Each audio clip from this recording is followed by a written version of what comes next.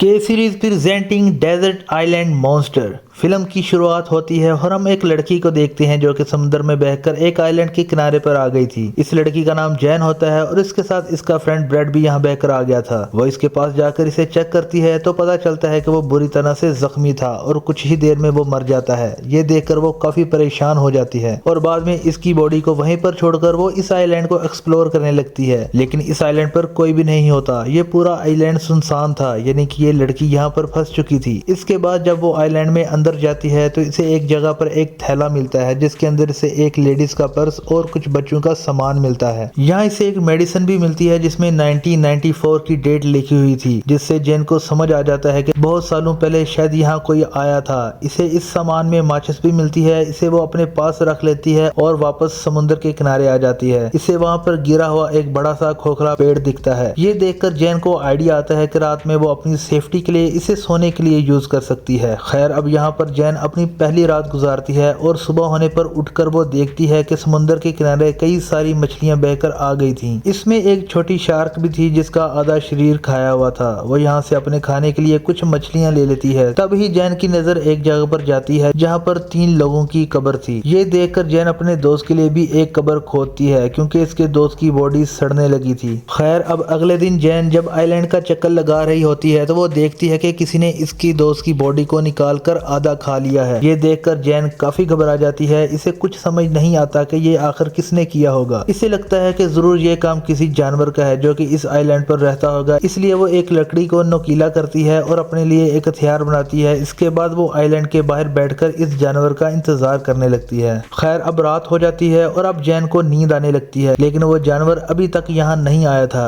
अगले दिन जैन की आंख खुलती है और वो समुद्र में एक सूटकेस को देखती है। वो इस सूटकेस को लेने के बारे में सोचती है, इसलिए वो समुद्र में जाकर इस सूटकेस को ले लेती है। फिर भी इसे नीचे कुछ महसूस होता है, इसलिए अब वो नीचे जाकर देखती है तो यहाँ पर इसे एक बड़ा सा होल दिखता है जिसे देखकर वो काफी हैरान हो जाती है। खैर, अब वो बाहर आकर इस सूटकेस को खोलकर देखती है। इसके अंदर इसे कुछ जूते और कुछ कपड़े मिलते हैं जिन्हें वो पहन लेती है। जब रात होती है तो जैन इस सामान को चेक करने लगती है और इसे इसमें से कुछ फोटोज दिखते हैं। वो इन्हें देखने लगती है और समझ जाती है कि यहाँ पर कोई फैमिली छुट्टियां गुजारने के लिए आई थी, जिसमें एक कपल और इनके 2 बच्चे थे। तभी जैन के ऊपर से एक प्लेन गुजरता है। ये देखकर जैन अपनी फ्लेयर गन चलाती है, लेकिन इसका कोई फायदा नहीं होता क्योंकि तब तक वो प्लेन जा चुका होता है। जब फ्लेयर गन की बुलेट नीचे आ रही होती है तभी जैन देखती है कि इसकी परछाई में से इसे कोई क्रिएचर दिखाई देता है। ये देखकर वो काफी घबरा जाती है और आइलैंड की तरफ भागने लगती है और एक जगह पर जाकर छुप जाती है। वो क्रिएचर यहाँ आकर जैन को ढूंढने लगता है। इससे जैन और भी ज्यादा डर जाती है और आज की रात इसी तरह बैठ जाती है। अब अगली सुबह जैन फिर से इन्हीं फोटोज को देख रही होती है और वो एक फोटो में 2 चमकती हुई आंखों को नोटिस करती है, जिससे वो समझ जाती है कि ये वही क्रिएचर है जिसे मैंने कल देखा था और शायद इसी ने इसी फैमिली को मारा होगा। ये देखकर जैन और भी ज्यादा डर जाती है और अब वो किसी भी तरह से इस आइलैंड से निकलना चाहती थी। अब इसके बाद वो सूटकेस को खोलती है और इसमें अपनी लाइफ जैकेट डालती है ताकि इसके सहारे वो तैरकर यहाँ से बाहर निकल जाए। इसके बाद वो सूटकेस में बैठकर यहाँ से निकलने की कोशिश करती है, लेकिन वो सूटकेस पलट जाता है। अब इसका ये प्लान फेल हो चुका था, इसलिए वो वापस इसी आइलैंड पर आ जाती है। लेकिन अब इसे इस क्रिएचर से बचने के लिए कोई सेफ जगह चाहिए थी, इसलिए इसे वो गिरा हुआ पेड़ दिखाई देता है। क्योंकि इसमें एक बड़ा सा होल था, इसलिए वो आज रात इसी में सोने का डिसाइड करती है। खैर, अब जब रात होती है तो वो क्रिएचर फिर से यहाँ आता है और इसे ये भी पता लग जाता है कि जैन इसी पेड़ के पोल में छुपी हुई है। इसलिए वो क्रिएचर इस पेड़ को तोड़ने की कोशिश करता है, लेकिन वो ऐसा नहीं कर पाता और थक हार कर वापस चला जाता है। अगली सुबह जैन इस पेड़ से बाहर निकलती है और देखती है कि इस क्रिएचर ने कल रात इस पेड़ पर कई वार किए थे, जिससे वो काफी डैमेज हो गया था। इसके बाद वो इससे बचने के लिए एक नया प्लान बनाती है। वो समुद्र से कुछ बड़ी मछलियां पकड़ती है और इन्हें वहीं एक पेड़ पर टांग देती है। इसका प्लान था कि जब रात में वो क्रिएचर यहाँ आएगा तो वो इन मछलियों को खाकर वापस चला जाएगा और इस तरह इसकी जान बच जाएगी। अब जैन अगली सुबह उठकर देखती है कि इसका ये प्लान काम कर गया था। इस क्रिएचर ने यहाँ आकर इन मछलियों को खा लिया था, जिससे जैन की जान बच गई थी। तभी तभी जैन की नजर समुद्र के किनारे पर जाती है जहाँ किसी की बॉडी बहकर आ रही होती है। ये देखकर वो इस बॉडी के पास जाती है और देखती है कि ये बॉडी काफी सड़ चुकी थी। ये देखकर इसके मन में एक आइडिया आता है और इस बॉडी को वहीं पेड़ पर लटका देती है ताकि वो क्रिएचर इस बॉडी को ही आकर खाए और चला जाए। अब इसके लिए यहाँ पर सरवाइव करना काफी मुश्किल होता जा रहा था। आज रात के लिए इसने यहाँ पर एक गड्ढा बनाया था